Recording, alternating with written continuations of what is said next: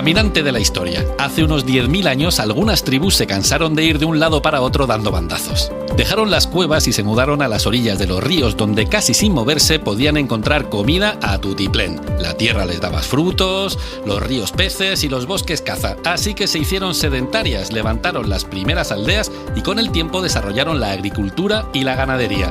Luego inventaron la cerámica, que les permitía almacenar el grano, la leche de las cabras o yo qué sé, el jugo de algunas plantas. Cuando las tribus nómadas llegaban a los poblados y veían toda aquella riqueza, los saqueaban.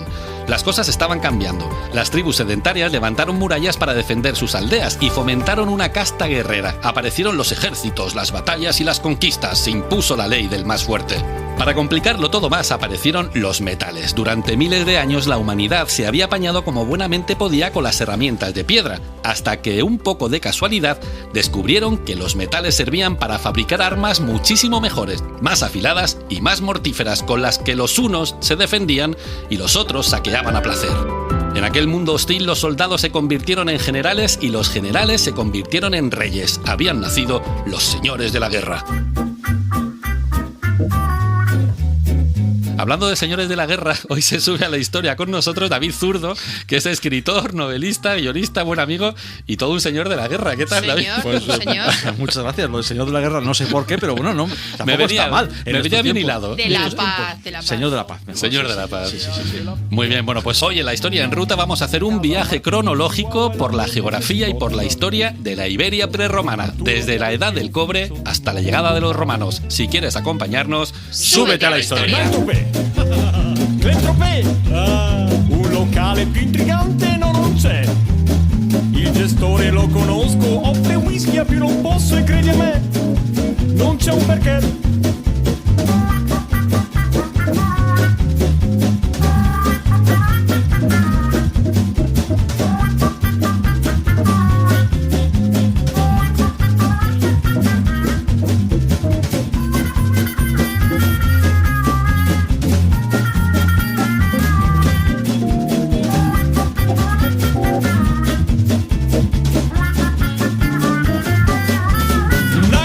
En ruta arrancamos en Santa Fe de Mondújar, Almería, para visitar el yacimiento de los Millares, a unos 17 kilómetros de Almería, muy cerquita de las minas de cobre de la Sierra de Gádor. El poblado se asienta sobre una colina protegida por el barranco del río Andarax, que hace 3.000 años era navegable. Desde esta posición estratégica se domina todo el valle. Hoy se conserva un poblado reconstruido de casas redondas, murallas, torres y hasta un cementerio. Un centro de interpretación nos explica cómo fue la vida en el poblado fortificado más antiguo de Europa y uno de los lugares más asombrosos de la Edad de Cobre. La malaquita, que es un carbonato de cobre, siempre tuvo propiedades mágicas para los pueblos antiguos, ¿no?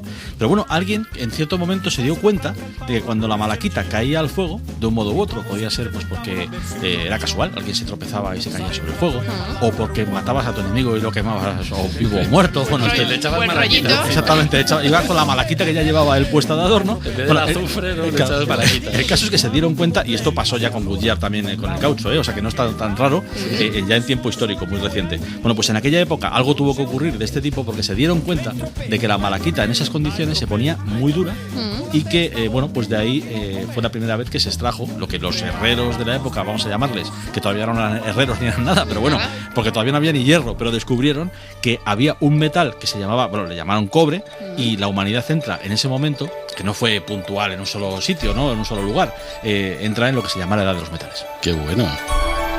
El poblado de los Millares está protegido por 3 murallas una detrás de otra que llega a tener más de 4 metros de grosor y 7 metros de altura. Tenía 19 torres defensivas semicirculares que, además de defender el poblado, pudieron servir como granero.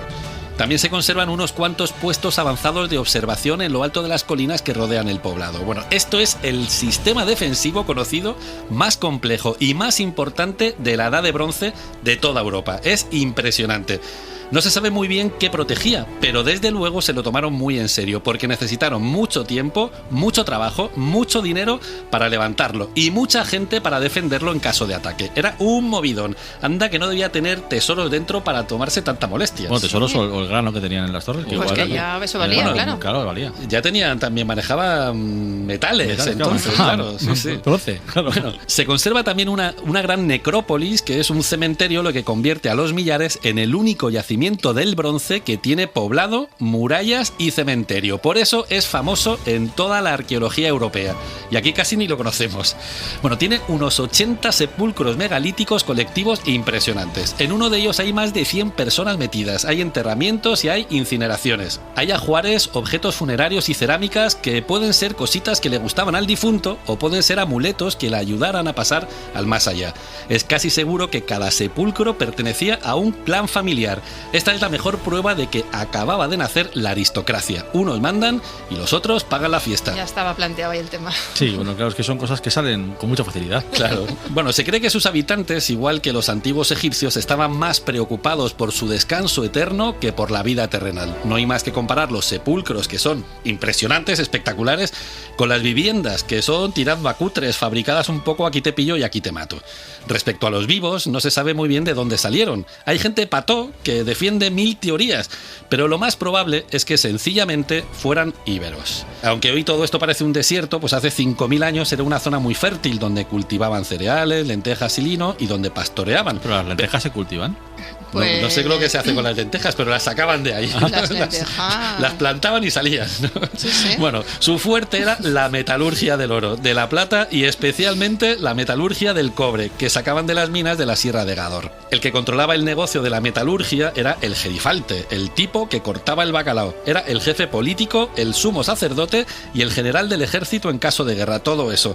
Su familia ocupaba los puestos más importantes y los demás pues se buscaban la vida como podían en los nuevos oficios. Herreros, que como bien apuntaba David, zurdo, no eran herreros, sino pues gente que se dedicaba a la metalurgia.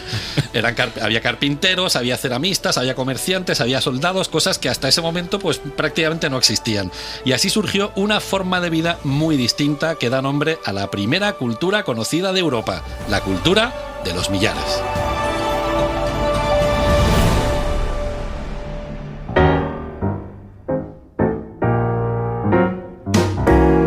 Fascinating rhythm, you got me on the go. Fascinating rhythm, I'm all a quiver. What a mess you're making, the neighbors want to know why. I'm always shaking just like a flivver. El yacimiento del Argar, en Antas, Almería, da nombre a la cultura argárica, una de las más genuinas de la Edad del Bronce. En realidad, el Argar es una serie de poblados, unos más grandes que otros, desde los que se puede controlar el territorio, las minas y la agricultura de la zona.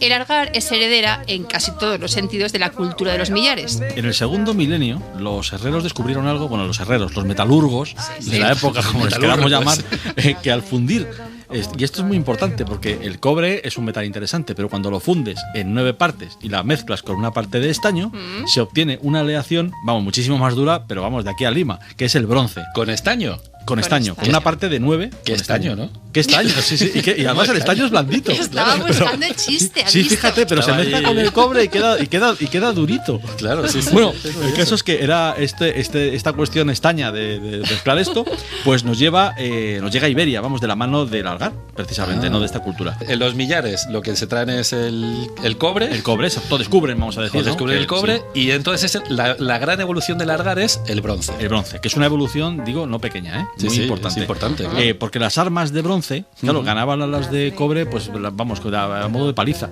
Una espada de bronce contra una de cobre era partirla por la mitad con un solo golpe. Claro. Entonces, bueno, pues los tipos del Algar desarrollaron una industria armamentística bastante avanzada para la época y formaron ejércitos que cada vez eran más letales. ¿Y qué pasó con todo esto? Pues que dominaron como quisieron a sus enemigos. Claro.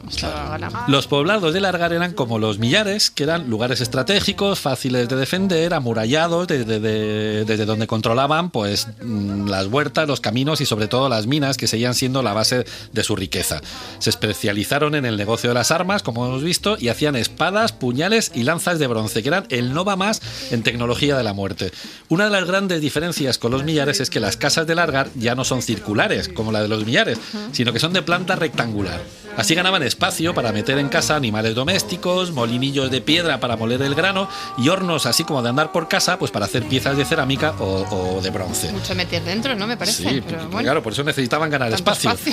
También cambiaron las modas funerarias, y esto es importante, porque dejaron de enterrar a los muertos como en los millares y los enterraban en casa, lo que nos dice que los difuntos eran una especie de dioses del hogar o protectores de la familia. Lo que no cambia es que los ricos seguían enterrándose a lo grande ahí, pues bien de espadas, de puñales, hachas y joyeríos. Si no te enterraban a tutiplén, no eras nadie. Por eso sabemos que, igual que los millares, los jefes eran caudillos guerreros que usaban las armas de cobre para conseguir el poder, colocar a la familia y perpetuarse. Estos pocos privilegiados vivían a costa de todos los demás que trabajaban para pagar la fiesta de los ricos. ¿Otra vez? ¿Y en qué trabajaban? Pues aparecen nuevos oficios otra vez. El comercio a gran escala se desarrolla mucho, con nuevas rutas marítimas y continentales que controlan los jefecillos, y al mismo tiempo pues surgen los buhoneros, que son estos pequeños comerciantes que llevan los cacharros de bronce y de arcilla a todas partes. No vamos a hablar de esto, pero es probable que estos buhoneros sean los que han exportado desde Iberia, desde Largar, la cultura de los campos, Sí. de la cultura campaniforme, Sí, ¿no? De los vasos campaniformes. campaniformes. Otra cosa sorprendente es que ya entonces existía el culto a la imagen y sus víctimas. Hombre, ¿cómo no va a existir? Los fashion Los victims. fashion victims claro. ya estaban Lo ahí. importante era ir pintón. Los ricos se ponían hasta arriba de joyerío y los que no podían permitírselo bajaban al chino y se compraban imitaciones en Es que cerámica. había que distinguir. O sea, vamos a ver, es que si no, no te das cuenta de quién es quién. Muerto, pero arreglado. Claro. Así que eso es lo que tiene el progreso, que siempre agudiza el ingenio.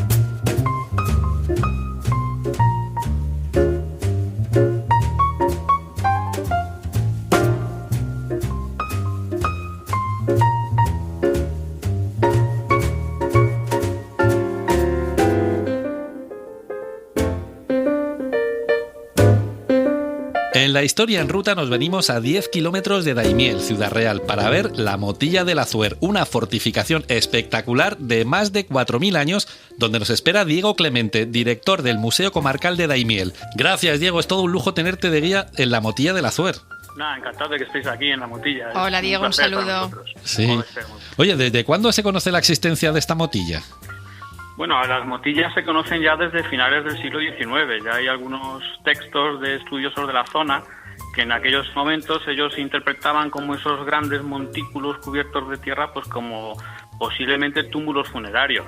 Pero bueno, esas teorías se mantienen en pie hasta los años 60 y ya a comienzos de los 70 ya se empieza a ver que no, que es otra cosa, fruto sobre todo del trabajo de los arqueólogos de la Universidad de Granada, que en el año 74 empiezan ya a excavar algunas de estos yacimientos, de estas motillas, y ya ven pues que efectivamente se trata de yacimientos de la Edad del Bronce.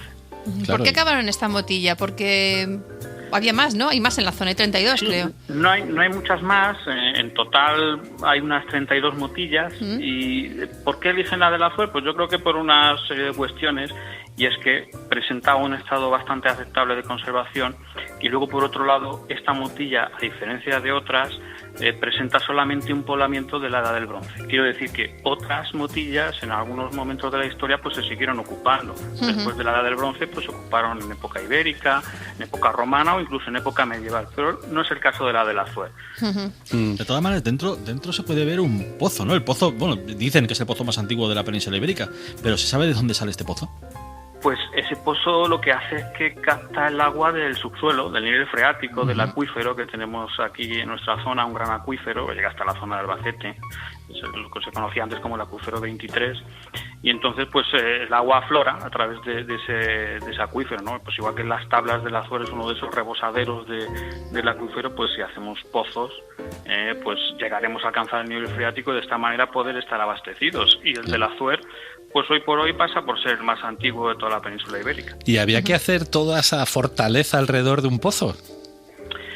Bueno, pues eso, yo creo que hay preguntas todavía que quedan por resolver, ¿no? Y que espero que vayamos resolviendo con el paso del tiempo. Evidentemente, el agua, al igual que el cereal, puede ser un bien preciado, un bien escaso que hay que proteger, que hay que defender, y entonces pues se vería en la necesidad de realizar esa obra tan monumental como es la Motilla de la Azuera. Claro, es que es Faraónica. espectacular, sí. Alrededor de la Motilla, Diego, hay un poblado, ¿no?, que tiene hasta un cementerio. ¿Cómo eran los enterramientos? ¿Cómo se enterraban los muertos?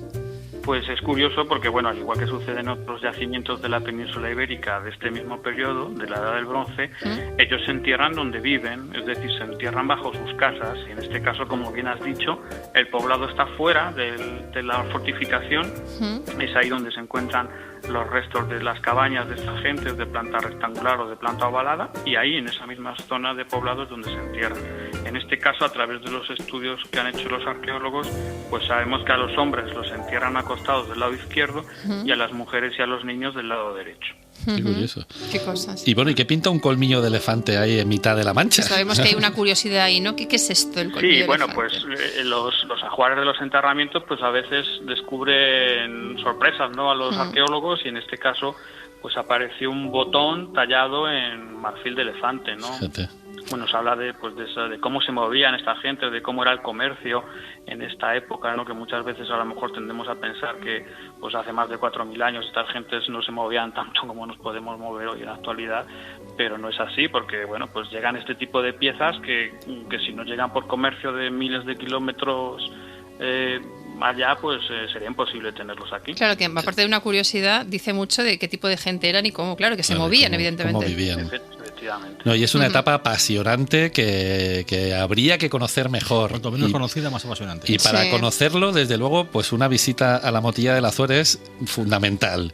Así que tenemos que despedirte aquí, Diego Clemente, director del Museo Comarcal de Daimiel. Muchas gracias por subirte a la historia con nosotros. Seguimos en Muchas ruta. gracias. Un saludo. Muchas gracias a Hasta vosotros luego. y esperamos veros por aquí en otra ocasión. Ahí estaremos. Un abrazo.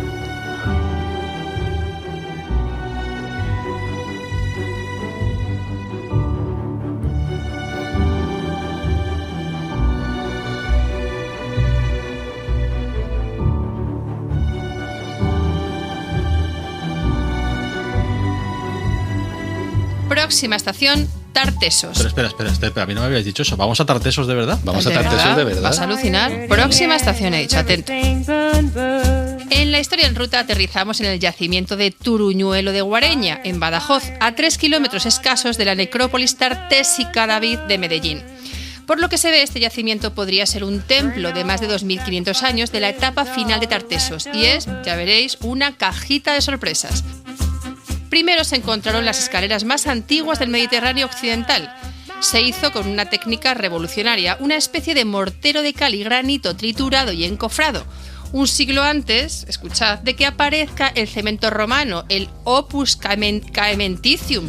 ¡Qué nombre! El cemento que utilizaban los romanos un siglo después. Y se encuentra aquí, unas escaleras, Sí, madre sí, mía. Opus Caementicium. Luego se encontraron los restos de la primera hecatombe documentada del Mediterráneo. 52 caballos, 4 vacas, 3 cerdos y un perro sacrificados. Madre mía. Sí, sí. Vaya matanza. Pobre perro.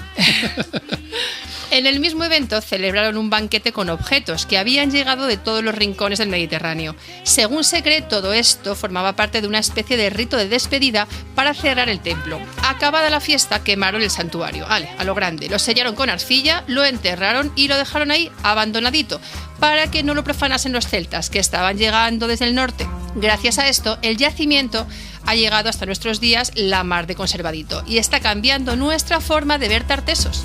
Conocemos Tartesos por lo que nos contaron los griegos. Herodoto, por ejemplo, dice que una tempestad arrastró una nave de Samos que se dirigía a Egipto y la llevó a Tartesos, más allá de las columnas de Hércules. Como aquel mercado estaba todavía intacto, los de la nave obtuvieron fabulosas ganancias.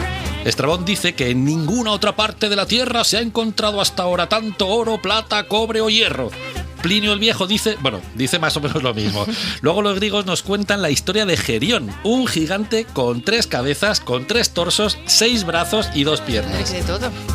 era el rey de las marismas del sur de la península, donde tenía grandes rebaños de toros. Tuvo la mala suerte de que a Hércules se le cruzaran los cables y se cargara a su señora y a sus hijos. Como penitencia, los dioses le mandaron a Hércules los famosos 12 trabajos. Poco le mandaron. En el 10º tenía que conseguir los rebaños de Gerión, así que Hércules se vino a Iberia, dio matarile al gigante Gerión, pobrecito mío, y se llevó los toros. Chimpón. El toro siempre ha estado relacionado con Iberia. Aquí en Turuñuelo, por ejemplo, pues se encontró un altar con forma de piel de toro. Otra de las leyendas más antiguas de la península ibérica, se refiere también a Tartesos, esta leyenda, es la de Gárgoris y Avis o Avidis, ¿no? Quizá más conocido por Avidis, ¿no? En general, ¿no? Yo soy de Avidis. Yo también soy de también, Avidis, sí, me gusta sí. más.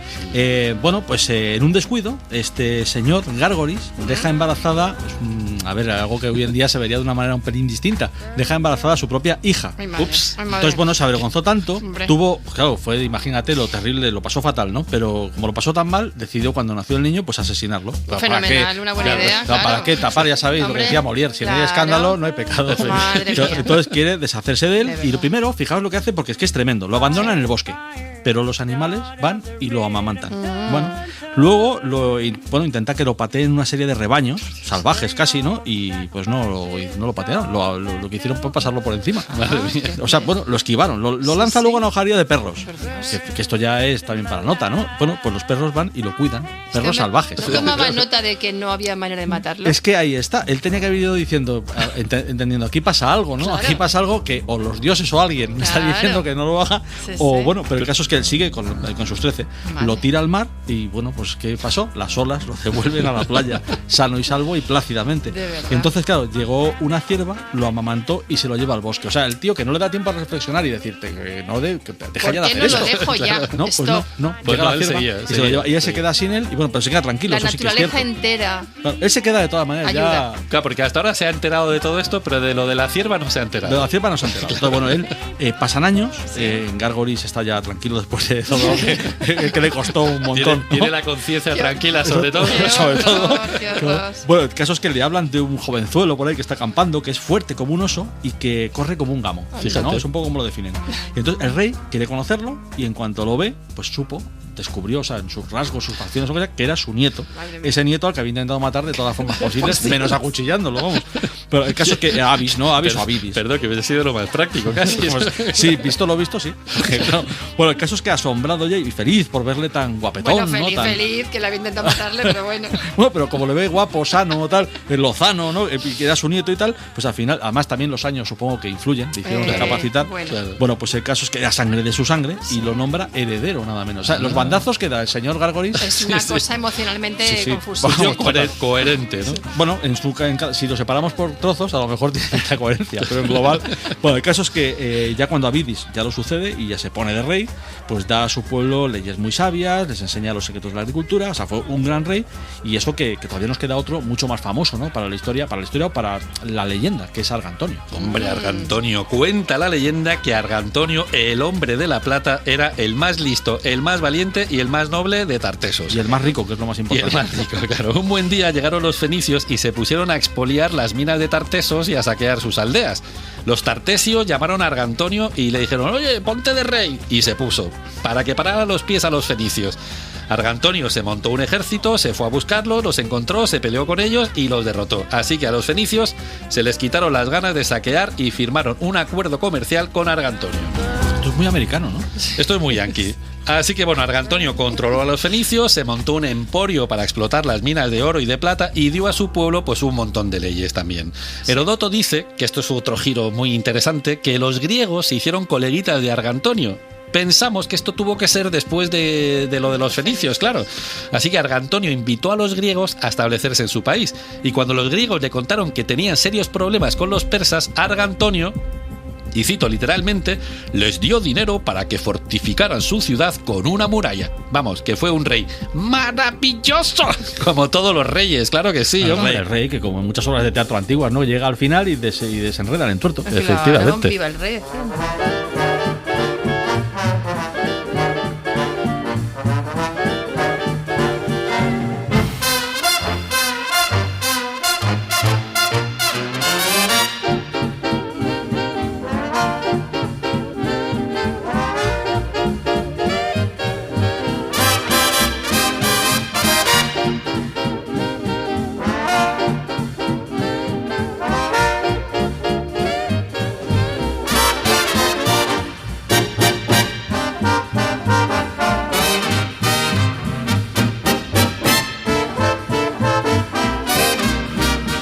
En la historia en ruta saltamos al año 1100 a.C. y nos venimos a Gadir, Cádiz, la primera colonia fenicia en Iberia. Gadir, que siempre he pensado que es como un verbo, ¿no? Me voy a Gadir.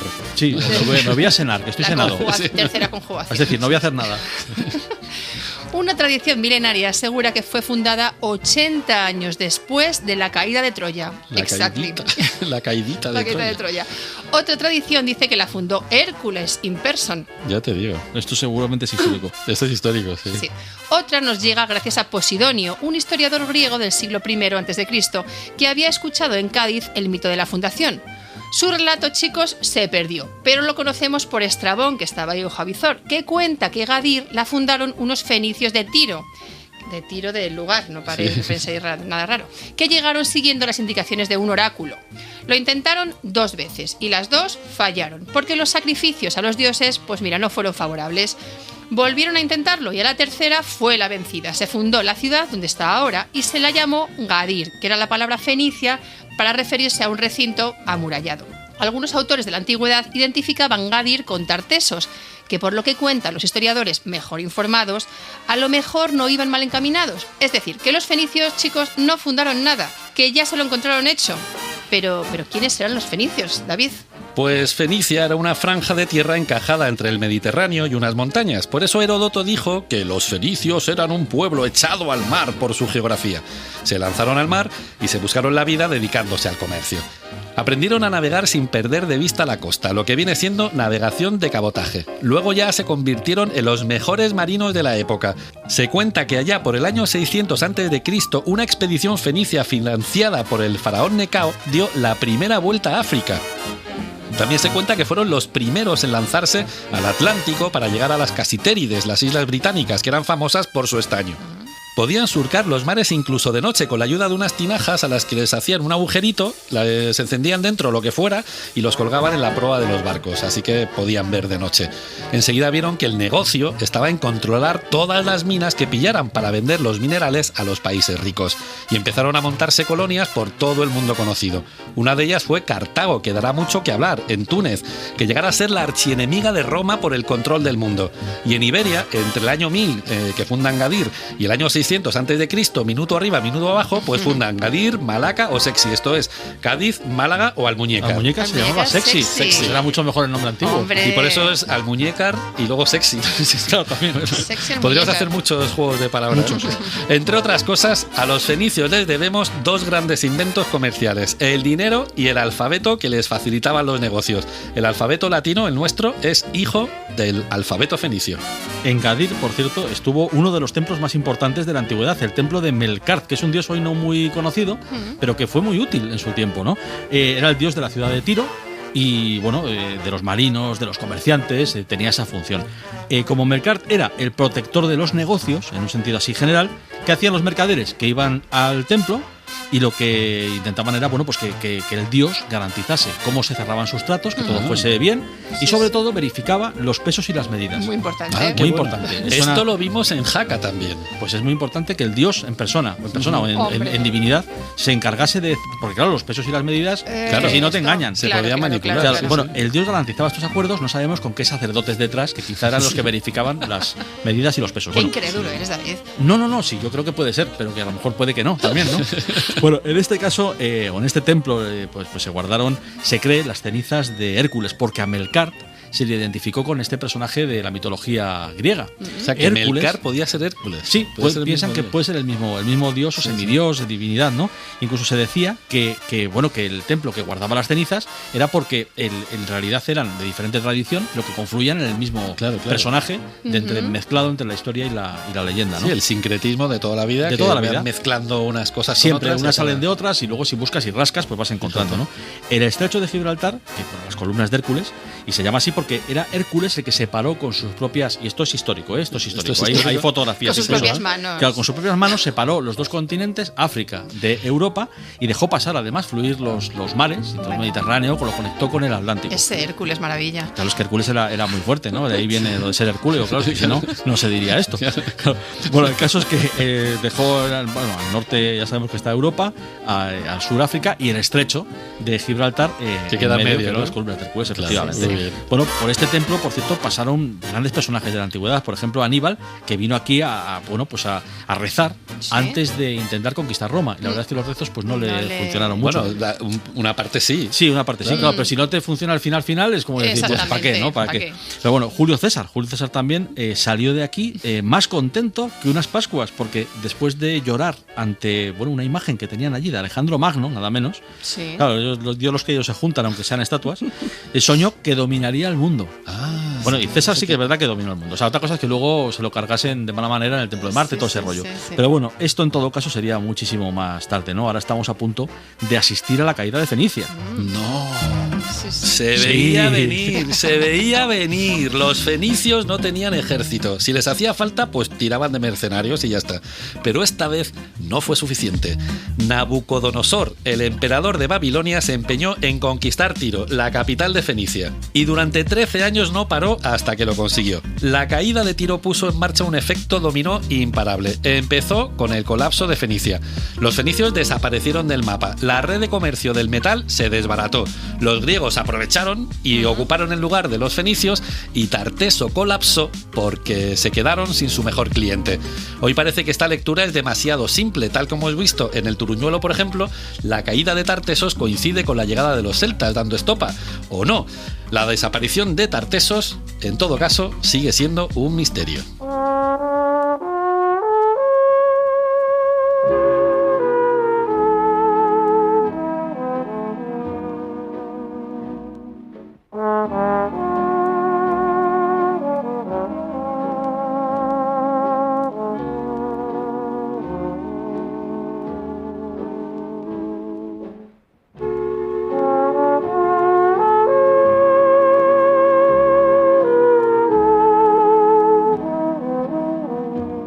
De un salto en la historia en ruta nos venimos a Elche, cuna de la dama más famosa del arte íbero y una de las cumbres de su arte, la más bella entre las bellas, archiconocida, elegante y bien ataviada.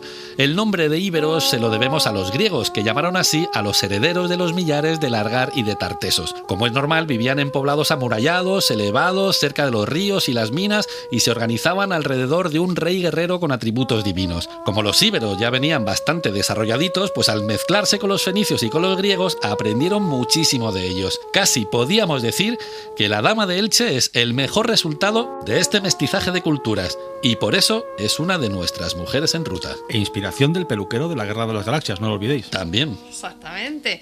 Bueno, es que la Dama de Elche la descubrió de casualidad un labrador que a finales del siglo XIX estaba ahí trabajando el campo en la Alcudia y se quedó topicueto al encontrar una cara. ¿Y qué cara? Era tan guapa, chicos, que la llamaban la Reina Mora. Todo un misterio. Se ha quedado de lo de Reina Mora, ¿no? Cuando una chica es que entonces todo lo que desenterraban era de los moros, porque estaba de moda lo de el tesoro de los moros, ¿no? Los tesoros moros. Y encima aparece esta niña. ¿Cuántos años se hizo con eso? De hacer agujeros por toda España buscando el tesoro de los moros, sí, los árabes. Exactamente. La dama es un busto funerario que representa a una mujer de alto copete, a una sacerdotisa o a una diosa madre lunar, todo eso, de las que lo petaban en el Mediterráneo, heredera de las Venus paleolíticas, de la Tarit fenicia, de la era griega, de la Juno romana o de la Isis egipcia, heredera de todo eso era. Luego, andando el tiempo, esta diosa madre lunar se convirtió en la Virgen María, acabáramos. Claro, igual que hemos visto que Melkart se convierte en Hércules en Melkart, pues también parece que hay una tradición que va confluyendo en diferentes diosas y pasa por Isis y acaba convirtiéndose. Claro, todos tienen derecho. En la Virgen María. Bueno, casualmente o no, un tal Pierre París andaba veraneando en casa del cuñado del dueño de la finca donde se encontró la dama, que siempre hay un cuñado. Siempre hay un cuñado. Siempre. El gabacho pagó, atentos, 4.000 francos por la dama, una pasta para la época, y eso sí, se la llevó para casa. La Dama de Elche estuvo de vacaciones en el Museo del Louvre hasta 1941, cuando el mariscal Pétain se la devolvió a Franco. Por fin la dama volvió a España. Después de pasar por el Prado, se unió a la colección, donde tenía que estar ella, de damas del Museo Arqueológico Nacional. Casi desde el principio, la Dama de Elche fue sospechosa. A ver, no es que fuera falsa, que no lo es, sino que hubo un escándalo de falsificaciones que disparó la polémica. Os voy a contar. Un tal Juan Amat, un espabilao, relojero de Yecla, se enteró de que los guiris pagaban un pastuzo por las damas íberas. Vio negocio en el asunto y dijo, vale, pico pala, yo aquí voy a excavar a lo loco. Y excavó en el Cerro de los Santos, en Albacete. Consiguió un montonazo de piezas y cuando se acabaron dijo, yo esto no lo termino. Se rascó la mollera y pensó, con la mano que tengo yo haciendo figuritas, mira, me pongo a hacer damas y me forro. Por el día, ya os he dicho, excavaba pico pala. Por las noches falsificaba, dale que te pego. A veces las esculpía de cero. A veces cogía las originales y para darles más valor, ahí él se inspiraba, las llenaba de simbolitos exóticos y misteriosos. Y cuando no excavaba ni falsificaba, que le daba para todo, salía a los mercados del arte para colocarlas por medio mundo. Pero era un cuñado. Cuñado espabilado, pero era listo, ¿eh? Sí, muy listo. Y si lo hacía bien, oye, pues mira. Todo lo que hacía, pico pala, falsificar, vender, bueno, llegó a vender sus obras a varios museos, hasta que, claro, se descubrió el pastel. A nuestro relojero de Yecla le sacaron los colores y se volvió loco de vergüenza, pero bueno, loco de vergüenza y de todo, literalmente loco. Acabó de cabeza en un psiquiátrico. Dicen que las caras de las damas que había falsificado se le aparecían en sueños y que le acosaron hasta el final de sus días. Por listo. De sus días. Soy la dama. Qué mala muerte, también te digo. Pero además, pobre hombre, porque, oye, a lo mejor los que hicieron la dama de Elche de verdad igual estaban haciendo lo mismo. Claro. Lo que pasa es que luego pasaron miles de años más y para nosotros ya es una antigüedad, pero claro. Igual eran también unos falsificadores de cosas mucho más antiguas. ¿Quién lo sabe? Yo el relojero de Yecla, qué mala muerte, y también Sí, el loco sí. perdido. Bueno, lo malo fue que la sombra de la duda, y aquí también viene el temita, cayó sobre todo el arte íbero. Un escándalo que de vez en cuando sigue salpicando a nuestra dama de Elche. Vamos, que a lo mejor oís que la dama de Elche es falsa, pero que no hagáis caso, ¿eh? Lo de las fake news ha existido toda la vida.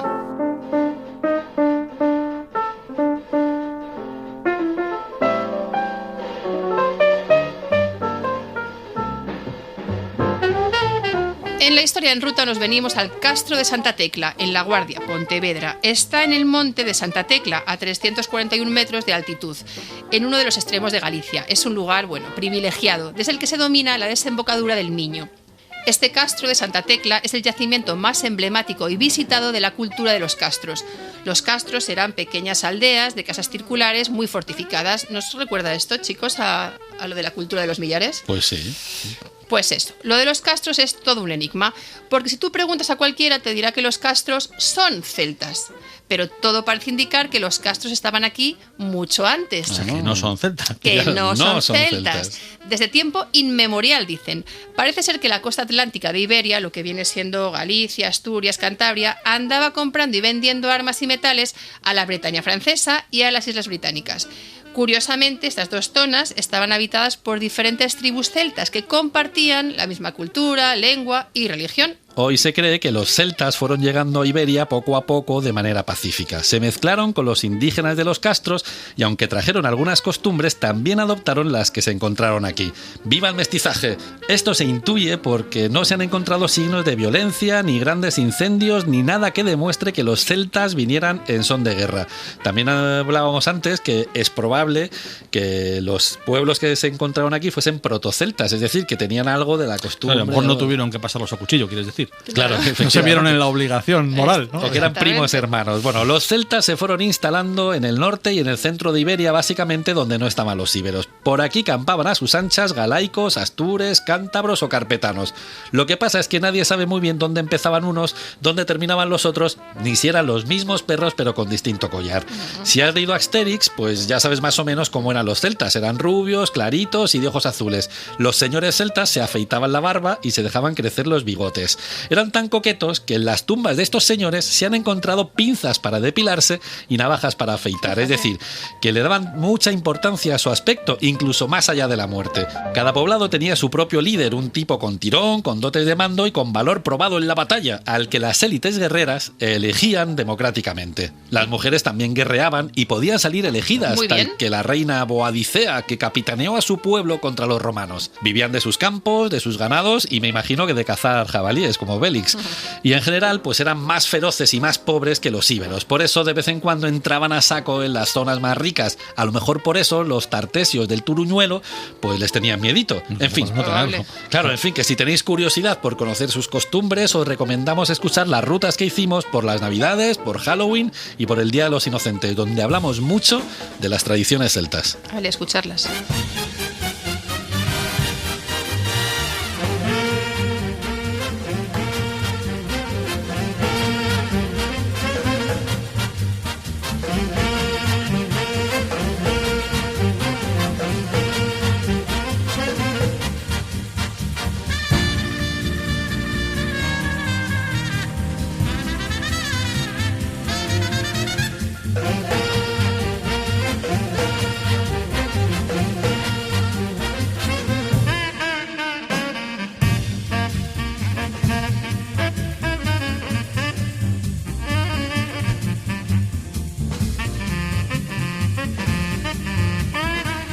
Cuando los griegos llegaron a Iberia, los fenicios ya llevaban un siglo campando a sus anchas por aquí y se habían quedado con las mejores minas y las tierras más ricas. Así que los griegos se conformaron con montarse una pequeña base en el siglo VI a.C. en una islita del Golfo de Rosas, que les pillaba, pues mira, cerquita de Marsella, donde ya se habían instalado. Como pensaban convertir esta colonia en un emporio, que en griego significa mercado, lo llamaron Emporión y hoy le llamamos Ampurias. En poco tiempo los mercaderes griegos se llevaron un montón de minerales que pagaron a los indígenas con vino y aceite, que vinieron para quedarse. También trajeron la cultura helénica y nos dejaron, pues mira, un montón de palabras para mí preciosas, como anfitrión, geometría, ciprés, dilema, que me encanta, o protocolo. Qué bonitas. ¿Verdad? Muy bien, muy bien. En el Parque Arqueológico de Empuries, en La Scala, en Gerona, al ladito del mar, podemos disfrutar del que probablemente sea el yacimiento griego más importante de Iberia. Esto de Iberia, por cierto, se lo inventaron los griegos. Es probable, aquí todo está entre el terreno de la especulación en parte, claro, ¿no? Pero es probable que esté relacionado con el río Iber, que siempre hemos identificado con el Ebro. Bueno, Iber, Ebro, sí, no está tan claro, pero parece que al menos sentido parece que tiene, ¿no? Pero también dicen que podía ser el río Tinto. Que queda otro Ebro, otro Ebro, claro. Y luego... Sí, menudas mezclas y qué complicaciones, por Dios, como haberlo dejado escrito y ya está. Bueno, Claro. En el siglo V antes de Cristo, otra vez Herodoto, como no, el gran historiador antiguo, pues menciona Iberia por primera vez y la diferencia de Tarteso. O sea que para Herodoto son amores distintos. Claro, No tiene nada que ver. O pueden estar cerca, pero no son lo mismo. Ya. Bueno, lo que pasa es que luego el nombre cuaja y ya engloba todo, ¿no? Y al final pues acaban llamando Iberia a toda la península. También, por cierto, la convirtieron en un mito la última región habitada de Occidente, porque se consideraba que era el lugar desde que ya saltabas al mar y ahí había ya esos monstruos, incluso a lo mejor la caída del mundo al final. Sí. Todo esto no era, pues eso, la tierra del Finisterre, también famoso, ¿no? Que viene después. Pero bueno, lleno de monstruos, peligros, ese océano desconocido es lo que al final es nuestra hoy Iberia. Claro que sí. Bueno, pues cuando Tiro cayó, los griegos sacaron tajadas, se hicieron coleguitas de Argantonio, tal como hemos visto, y se quedaron con las minas y con la cartera de clientes de los fenicios. La alegría les duró poco, porque están a punto de entrar en escena los cartagineses. Y aquí se lió parda entre cartagineses, con los griegos primero y luego con los romanos. Hay una teoría que dice que fueron los cartagineses los que acabaron con Tartesos, con lo cual por ahí hay otra vía que se puede investigar, ¿no? Que os recomendamos que investiguéis. Pero el caso es que los tartesos tenían un duro competidor que eran los romanos, y ya tenemos aquí a los romanos en Hispania dispuestos a montarse todo un imperio. Para ello se camelaron a las élites locales, las integraron en su cultura, les enseñaron el latín, llenaron Hispania de calzadas, de edificios y de derechos y de legiones, de funcionarios y de colonos. Cada región iba a su ritmo. En los dos extremos tenemos las zonas de Tartesos y de los íberos, que sacaron matrícula de honor, y en la cornisa cantábrica, pues que repitieron durante muchos años, repitieron romanización, vamos, muchísimo. Los del centro, que eran las tribus celtíberas, pues fueron bastante reguleras, podríamos decir que lo dejaron para septiembre, ¿no? Para septiembre, hasta que los romanos los declararon una guerra sin cuartel y se empeñaron en tomar Numancia, la ciudad de los arébacos.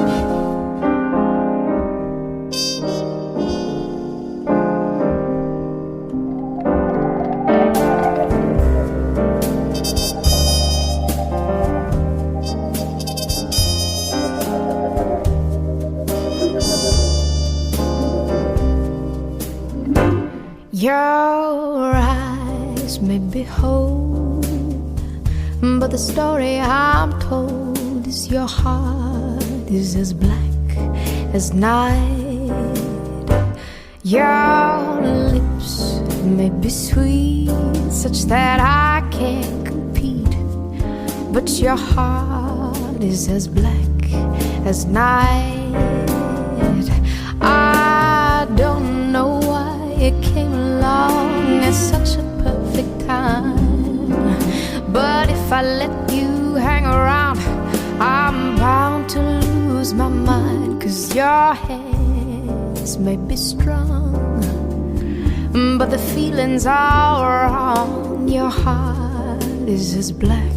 Bueno, y aquí estamos, en Numancia, Soria, donde nos espera José Luis Corral, que es historiador, escritor, autor de un montón de ensayos históricos y de 23 novelas, que se dice pronto. Una de ellas se titula Numancia y cuenta lo que pasó en esta ciudad. Hola, José Luis, ¿qué tal? Hola, muy bien, pues estupendamente aquí José Luis, con este semiconfinamiento. venga, Hola, ¿qué tal? ¿cómo estás? Bueno, ¿qué Muy pasó? bien, ¿qué tal usted? ¿Qué pasó en Numancia exactamente? Que estamos un poco confundidos.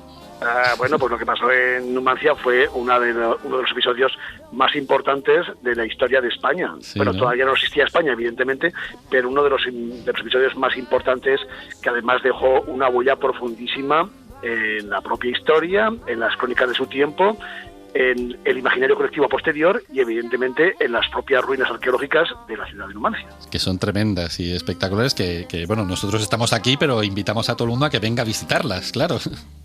Es que es un sitio fantástico. En Numancia no solamente se verán las ruinas de esa ciudad, aunque la verdad es que la mayor parte de lo que está visible son las ruinas de la ciudad que los romanos construyeron encima de la ciudad celtíbera, pero es que el paisaje, la sensación de tranquilidad, de sosiego, de ser una especie de centro del mundo, es realmente espectacular. El sosiego ahora, perdonadme, ¿no? Porque claro, en el momento de lo que pasó allí... Claro, ¿y por qué crees que era tan importante Numancia para los íberos? ¿Qué tenía Numancia? Bueno, Numancia se convirtió en algo muy importante para el mundo de la península ibérica, para el mundo celtibérico en el siglo II a.C., porque fue la resistencia frente a Roma. Claro. Fue la ciudad pequeña, relativamente pequeña, quizá no tuviera más allá de 2.000 y poco habitantes, que para el siglo II no dejaba de ser pequeña, una ciudad pequeña, pero una ciudad pequeña que resistió durante 20 años el asedio de las legiones romanas. Y fue realmente un episodio extraordinario. Los romanos contemplaron a Numancia como el gran hito a conquistar. Sí. Quizá magnificaron en sus crónicas, ¿no? Desde Apiano a otros historiadores romanos, evidentemente exageraron las defensas de Numancia, la importancia de Numancia, porque cuanto más fuerte sea el enemigo, claro, más grande será la victoria, ¿no? Pero bueno, fue un hito de referencia extraordinario para la expansión de la República Romana, luego Imperio Romano, y por eso se convirtió en un icono extraordinario e importantísimo en la historia antigua. Uh-huh. En la novela habla de la caída de Cartago, ¿no? ¿Cómo es posible que Cartago cayera más fácilmente que Numancia? Bueno, es que la resistencia de los celtíberos era absolutamente extraordinaria. Cartago, evidentemente, era una ciudad muchísimo más grande, con más población, mayores defensas. Las murallas de Cartago no tenían nada que ver con las murallas de Numancia. Las murallas de Cartago eran absolutamente impresionantes, unas murallas de piedra de varios metros, probablemente más de 10 metros de altura, con 2 metros y pico de grosor, mientras que las murallas de Numancia eran realmente unas tapias de barro con una base de piedra, de mampostería, que apenas alcanzaban los 2 metros y medio, un poquito más de altura, con un antepecho de barro, con unos cañizos, realmente claro, algo casi ridículo comparado con las murallas de Cartago. claro. Pero la resistencia de Numancia estaba en los celtíberos, estaba en la celtiberia y también en la geografía, ¿no? A Cartago se puede acceder directamente desde el mar, está a orillas del mar, es un puerto, mientras que Numancia estaba en el interior de la península ibérica, a 1.000 metros de altitud sobre el nivel del mar, y los inviernos en el altiplano de Soria eran realmente durísimos y muy fríos, ¿no? O sea que ese espíritu de resistencia de los numantinos, de los celtíberos, unidos a las características climáticas y geográficas, es lo que dio tanta relevancia a la resistencia de Numancia. Los romanos, dices en la novela, siempre vuelven y acaban rodeando Numancia con una muralla tremenda. ¿Cómo era esa muralla, José Luis? Pues ya me gustaría a mí saberlo, ¿no? Cómo es esa muralla, ¿no?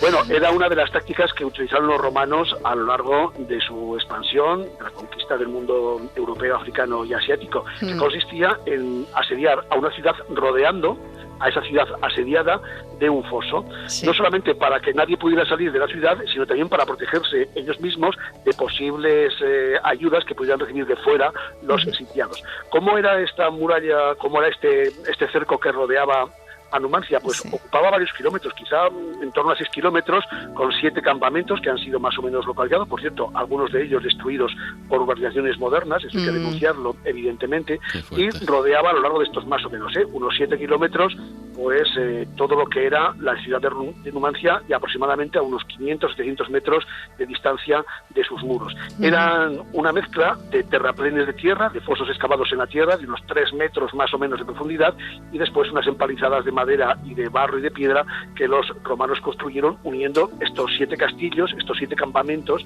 que rodeaban la ciudad de Numancia. José Luis, Numancia cambió la forma de medir el tiempo, ¿no? Sí, Numancia y otra ciudad próxima llamada Segera, cerca de Calatayud, porque los romanos elegían a los cónsules el 1 de marzo y ahí empezaba el año. Pero para adelantar el nombramiento de los cónsules para que pudieran llegar a tiempo a la guerra contra Segera y contra Numancia, se adelantó el año nuevo al 1 de enero. Por eso, desde el año 154 a.C., comienza el año en todo el mundo el 1 de enero. Qué fuerte. Qué interesante. Bueno, tú has sido asesor de Ridley Scott en 1492, La conquista del paraíso. ¿Crees que alguna vez va a haber una película sobre Numancia o no? Lo que es absolutamente increíble es que todavía no haya habido, no una, sino varias películas sobre un episodio como este, porque es que tiene el episodio siendo histórico, aunque también hay algo de leyenda, evidentemente, como en todas las historias importantes, ¿no? Pero siendo un episodio histórico, y tan importante en la historia de España y en el imaginario colectivo de los europeos y del mundo, ¿no? Porque Numancia es muy conocida en todo el mundo, pues no se haya hecho una película o una serie de televisión sobre Numancia, ¿no? Que da muchísimo para sí. De hecho, en mi caso, llevamos ya bastante tiempo, desde que salió la novela hace ya unos cuantos años, llevamos mucho tiempo intentando que esta novela se lleve al cine. Pero bueno, la novela histórica es fácil de escribir si lo sabes hacer bien, evidentemente, porque es una persona escribiendo, pero llevar a la imagen, llevar al cine una novela histórica, y si lo quieres hacer también bien, es complicadísimo porque evidentemente el presupuesto es carísimo. Claro. En el presupuesto que hicimos para rodar la película Numancia, pues el productor diseñó algo así como 1,5 kilómetros de murallas y simplemente construir esa muralla, aunque fuera en cartón piedra, ¿no? Pero ya construir 1,5 kilómetros por el tiro de cámara, etcétera, pues era carísimo. Claro, una película, sin desmerecer a Almodóvar, de Almodóvar es bastante fácil en cuanto a presupuesto, no en cuanto a idea, evidentemente, porque la gente va vestida como ahora, los paisajes los de ahora, en fin, no tiene un gran coste de producción, pero imaginad lo que supone reproducir una película como hizo Ridley Scott en 1492, que costó muchísimo aquella película, o como se puede hacer en cualquier gran película histórica. Por tanto, los costes económicos para llevar al cine esta superproducción son realmente extraordinarios, y en estos tiempos de crisis lo veo difícil. Bueno, José Luis Corral, historiador, escritor, autor de ensayos históricos y de novelas, entre otras la de Numancia. Muchas gracias por subirte a la historia con nosotros. Tenemos que irnos corriendo. Te dejamos aquí, te mandamos un saludo y esperamos que Numancia tome forma de película. Pues nada, y animar a la gente que vaya a ver Soria y Numancia, que son dos lugares absolutamente extraordinarios y lo pasarán muy bien. Y además comerán estupendamente. Eso desde luego. Hay que verlo. Un saludo. Un saludo. Y esto no da para más. Hoy se ha subido a la historia con nosotros David Zurdo, que está afilando su falcata, de la que por cierto no hemos hablado. Muchas gracias, David. Gracias, David. Bueno, de nada, aquí la tengo guardada. No voy a haceros nada con ella. Enrique Hernández se ha montado un horno de metalurgia para ver si consigue darle un brillo metálico a este desconcierto sonoro. Y a los micrófonos, Esther Sánchez y David Botello, dispuestos a meternos en las legiones, en las tropas mercenarias o donde haga falta para seguir una semana más en el camino. Te esperamos en la próxima ruta. Si quieres acompañarnos, súbete a la historia.